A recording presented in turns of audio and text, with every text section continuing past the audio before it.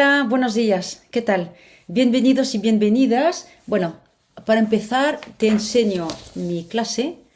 Aquí la tienes, ¿sí? Escrita de mi puño y letra. Y bueno, es el trabajo de cualquier profesor y cualquier profesora preparar una clase y luego transmitir los conocimientos. ¿Y para qué te voy a mentir? Es un trabajo apasionante, apasionante. Bueno, a lo que voy. En este tutorial vamos a reflexionar, si te parece, sobre la historia en el debate político. Venimos comentando desde hace muchos años, la verdad, que el debate político está regido por antagonismos y por antagonismos cada vez más fuertes últimamente y el Latino Barómetro había elegido en 2023 la palabra de polarización como palabra del año, polarización que se explica por, si nos remitimos a la etimología, dos polos, dos extremos que no buscan el consenso, sino que al contrario buscan enfrentarse. Y esta polarización viene alimentada, ya lo sabemos y lo comprobamos a diario, viene alimentada por las redes sociales en particular, con la abundante, incesante difusión de falsas noticias, de bulos, de montajes, de rumores. Dicho de otro modo, con la abundante manipulación de los hechos. Además de esta polarización, observamos el auge del populismo y también nos tocaría definir lo que es el populismo, ¿sí? Sería efectivamente una retórica basada en la oposición entre las élites y el pueblo, y observamos que tanto la izquierda como la derecha abusan de esa palabra de pueblo y siempre con una retórica, lo repito, que busca enfrentar a las élites intelectuales, económicas, socioeconómicas de un país contra el pueblo en los países hispanohablantes, y me referiré en este tutorial, como siempre, ya lo sabes, a estas alturas, me referiré a los países hispanohablantes. ¿Por qué? Porque aquí estamos en las consultas de Sanchuela, un canal definitivamente cervantino. Adelante. En el tablero político, la izquierda y la derecha, por definición, siempre propusieron a los electores distintos proyectos basados en sendas visiones de la sociedad, basados en sendas y encontradas visiones de la sociedad. Por lo tanto, se observa hoy una defensa del tema de la inclusión en la izquierda y la defensa del tema del conservadurismo en la derecha. Entonces vamos a ver en este tutorial que la historia es ahora, y lo es cada vez más, un tema muy presente en la retórica política, tanto de la izquierda como de la derecha. Es decir, que hoy en día observamos de qué manera se utiliza el pasado histórico con un filtro ideológico, es decir, que la reconsideración de tal o tal suceso histórico obedece a una consideración que redefine el pasado según la ideología que se pretenda defender. ¿La historia qué es? La historia es la investigación del pasado. Es decir, que se trata para los historiadores y las historiadoras, se trata de investigar qué pasó, se trata de investigar una lista determinada de hechos y sucesos, y después, en una labor científica, los historiadores buscan poner en perspectiva una serie de hechos para explicarnos qué fue una época, qué fue la historia, qué pasó en un tiempo mucho más largo. Se trata de establecer una relación entre los distintos acontecimientos históricos. Y el diccionario de la Real Academia nos explica que la historiografía es el estudio de la historia. Ahora bien, estudiar la historia es una cosa. Estudiar qué pasó, estudiar, investigar los hechos sucedidos es una cosa. Integrar la historia en una retórica política es otra cosa, porque ahí viene la intención. Es decir, que la historia obedece muchísimas veces en el debate político a una intención ideológica. Vamos a ver a continuación de qué manera la política se hace, por decirlo así, se hace con la historia y pondremos tres ejemplos. Después te pondré en la barra de informaciones la lista de los tutoriales que vas a poder consultar porque muchísimas veces me referí a la historia, al debate político y entonces podrás consultar tal o tal tutorial si te interesa el tema. Pongamos primero un ejemplo significativo, el 12 de octubre. 12 de octubre de 1492, históricamente fue la llegada de Colón al llamado Nuevo Mundo. Lo que durante siglos fue conmemorado como Día de la Raza Hispana es hoy en día un día tema de controversia, tema de debates ideológicos. Para la izquierda, el 12 de octubre es actualmente el Día de la Resistencia Indígena. Me explico.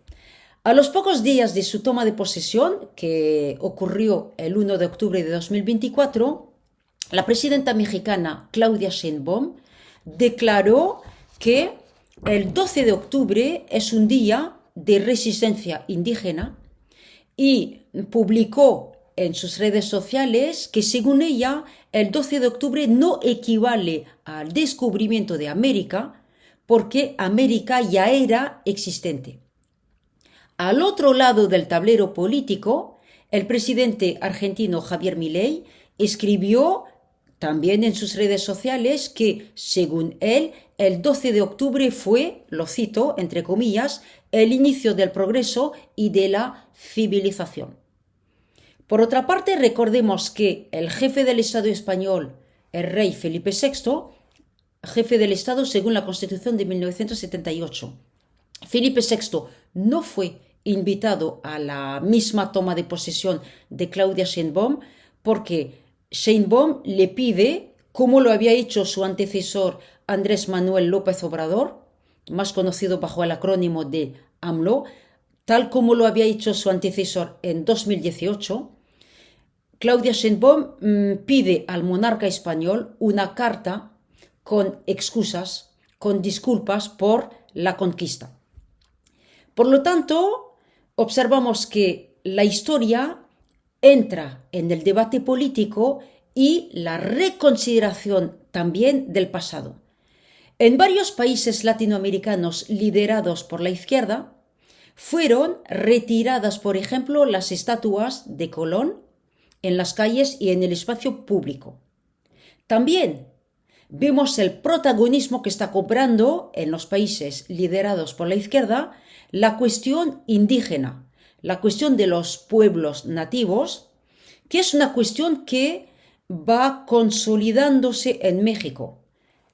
Un ejemplo, el día de la toma de posesión de Claudia Sheinbaum vimos un contundente protagonismo de las mujeres indígenas y a los pocos días de la toma de posesión, Claudia Sheinbaum publicó el nuevo emblema oficial publicado en todos los documentos oficiales del Estado mexicano, y en este emblema vemos la alegoría de México. Una alegoría, lo recuerdo de paso, es la representación de una cosa abstracta.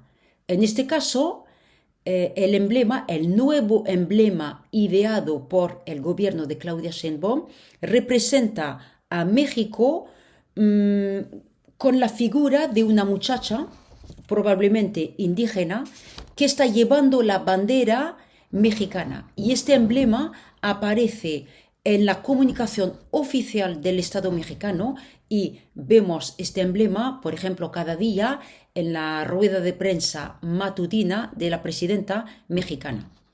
Además, como te lo decía, la cuestión indígena cobra mucho más protagonismo en la comunicación política y Claudia Sheinbaum decidió proclamar el año 2025 como Año de la Mujer Indígena en México.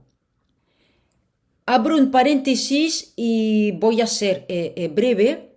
Recuerda también la utilización que hizo Hugo Chávez de la figura de Simón Bolívar a partir del año 1999. Venezuela se convirtió en la República Bolivariana, bolivariano, adjetivo derivado de Bolívar, República Bolivariana de Venezuela. Recuerda también cómo la moneda se convirtió en el bolívar, se abandonó el peso y se adoptó la moneda, el bolívar. Es decir, que veis cómo la política se hace con la historia y en el caso de Chávez, con la utilización de la figura histórica de Simón Bolívar, se trataba de utilizar, de convocar a aquella figura histórica del libertador de los territorios actuales de Venezuela y Colombia, entre otros, como representación del orgullo nacional. Y hablando de Bolívar, recordemos de paso que Gustavo Petro, el presidente de Colombia, ostentó en su toma de posesión en 2022 la misma espada de Bolívar, que fue un gesto sumamente controvertido, sabiendo que el movimiento guerrillero M-19, del cual Petro había sido miembro en su juventud, había robado esa misma espada. El pasado cobra un valor de símbolo al servicio de una determinada ideología. Bueno, la historia reciente, la historia del siglo XX, entra también en el debate político. Hemos visto que 1492 es una fecha con dos resignificaciones ideológicas y ahora me gustaría evocar la cuestión de la dictadura, la cuestión de la consideración de la dictadura, del régimen político de la dictadura. El primer ejemplo sería Argentina. El presidente actual, Javier Milei, quiere suprimir la fecha del 24 de marzo, fecha en Argentina del Día de Recuerdo a las Víctimas de la dictadura de Videla, 1976-1983, y Milei quiere suprimir esta conmemoración, ese Día de Recuerdo, y también quiere descalificar la ESMA. Me explico. Y también podrás entrar a un tutorial si te interesa profundizar el tema. La ESMA, una antigua escuela militar de mecánica, fue convertida durante la dictadura de Videla en centro de tortura y en 2023 la UNESCO reconoció la ESMA como un lugar de memoria y lo considera como patrimonio de la humanidad, como lugar de recuerdo. ¿Y qué vemos? Vemos que, por un lado, el 24 de marzo no entra en la ideología de Milei como día de recuerdo, y entonces vemos cómo la ideología quiere negar, y por eso muchos historiadores denuncian el negacionismo, quiere negar la existencia de los estragos de la dictadura y asistimos, parece mentira, pero asistimos a una defensa de la dictadura como régimen político. Lo mismo pasó en Chile en las elecciones presidenciales en 2022. Hubo una campaña electoral sumamente polarizada entre el candidato de izquierda Boric, que se reclamaba de la herencia del socialista Salvador Allende, derrocado por el golpe de Estado de Pinochet en 1973, y el candidato de extrema derecha, Kast, que por su parte defendía el legado de Pinochet. Entonces veis cómo también el ejemplo de Chile es un ejemplo muy significativo entre un periodo histórico dictadura de Pinochet, resignificado por Kast como periodo benéfico, beneficioso, y considerado por la izquierda como lo que fue una dictadura. La cuestión histórica sigue siendo muy conflictiva en Chile, como lo demostraron ambos referéndums celebrados en 2022 y 2023 para intentar adoptar una nueva constitución. Hemos puesto, por lo tanto, dos ejemplos en cuanto al pasado. Hemos visto la cuestión de la conquista, 1492, y la reconsideración del régimen de dictadura en Argentina y en Chile. La dictadura es también un tema histórico que en España también se convierte en discrepancia política. Bueno, ya me despido por hoy. Nos vemos en el próximo tutorial. Si te ha interesado esta clase, gracias por suscribirte a mi canal y muchísimas gracias por tu atención. Hasta la próxima. Adiós.